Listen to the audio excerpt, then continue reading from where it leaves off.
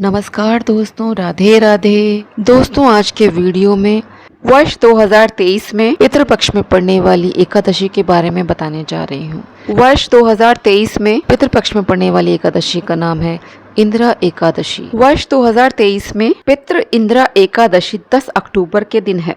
पौराणिक शास्त्रों के अनुसार पितृपक्ष के दौरान आने वाली इंदिरा एकादशी का बहुत अधिक महत्व माना गया है। धार्मिक मान्यता के अनुसार पितरों की आत्मा की शांति एवं उनके उद्धार के लिए यह एकादशी बहुत फलदायी मानी जाती है। इसी उद्देश्य की पूर्ति के लिए आश्विन मास के कृष्ण पक्ष में आ रही एकादशी तिथि पर इंदिरा एकादशी का यह व्रत रखा जाता है।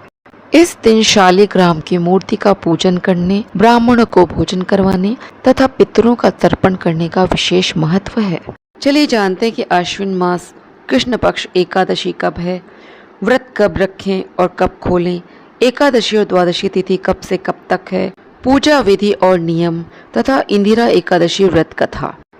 साल 2023 में इंदिरा एकादशी 10 अक्टूबर दिन मंगलवार को है। वर्ष 2023 में इंदिरा एकादशी तिथि प्रारंभ दिनांक 9 अक्टूबर दोपहर 12:36 पर, एकादशी तिथि समाप्त दिनांक 10 अक्टूबर दोपहर 3:08 पर। इंदिरा एकादशी पारण व्रत तोड़ने का समय दिनांक 11 अक्टूबर सुबह 5:59 से सुबह 8:19 पर। पारण तिथि के दिन द्वादशी तिथि समाप्त होगी शाम 5:37 पर। इंदिरा एकादशी की पूजा विधि।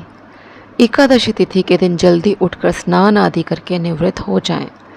सुबह स्नान करने के बाद फिर भगवान विष्णु के शालिग्राम स्वरूप का ध्यान करें और इंदिरा एकादशी व्रत एवं पूजा का संकल्प लें। भगवान विष्णु को पीले फूल, पंचामृत, तुलसी दल आदि अर्पित करें।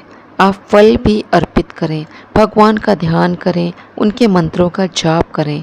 पूर्ण रूप से जलीय आहार या फलाहार लें और इसके परिणाम और भी उत्तम होंगे।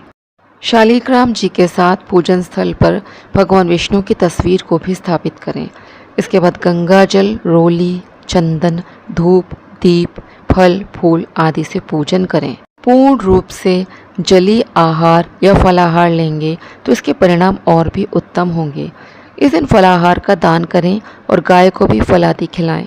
अगले दिन सुबह निर्धन लोगों को भोजन कराएं, वस्त्र आदि का दान करें और स्वयं भोजन करके व्रत का समापन करें। धार्मिक मान्यताओं के अनुसार यदि आप किसी वजह से पितृपक्ष में पूर्वजों का श्राद्ध न कर पाए हों तो इंदिरा एकादशी का व्रत जरूर करें, क्योंकि इंदिरा एकादशी का व्रत पूर्वजों को श्राद्ध के समान फल देता है तथा इससे पितरों को मोक्ष की प्राप्ति होती है, उन्हें जन्म मरण के बंधन से मुक्ति मिल जाती है। इंदिरा एकादशी व्रत कथा।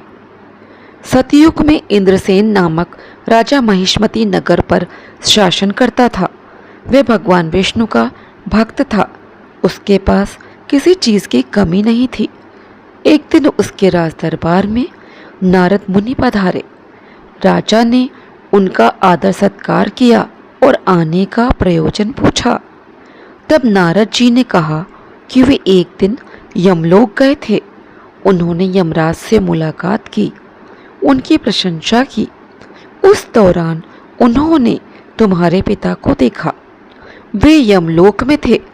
नारद जी ने राजा इंद्रसेन को उसके पिता का संदेशा बताया। उसके पिता ने कहा था कि किसी कारणवश उनसे एकादशी व्रत में कोई विघ्न बाधा हो गई थी, जिसके फलस्वरूप उनको यमलोक में यमराज के पास समय व्यतीत करना पड़ रहा है। यदि तुमसे संभव हो सके तो अपने पिता के लिए इंदिरा एकादशी व्रत करो।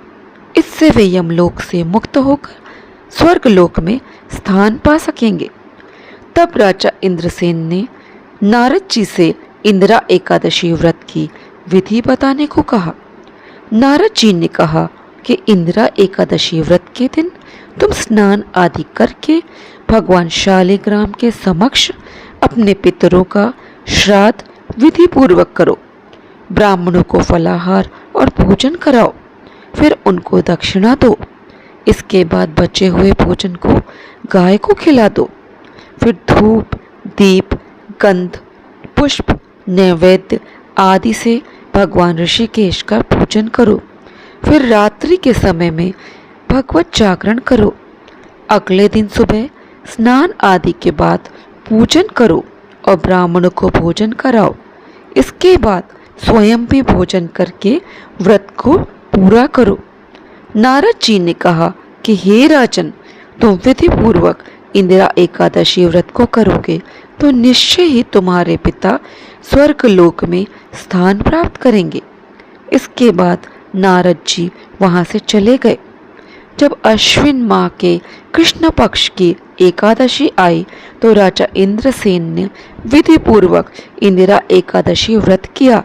इस व्रत के पुण्य प्रभाव से उसके पिता यमलोक से मुक्त होकर विष्णुलोक को चले गए।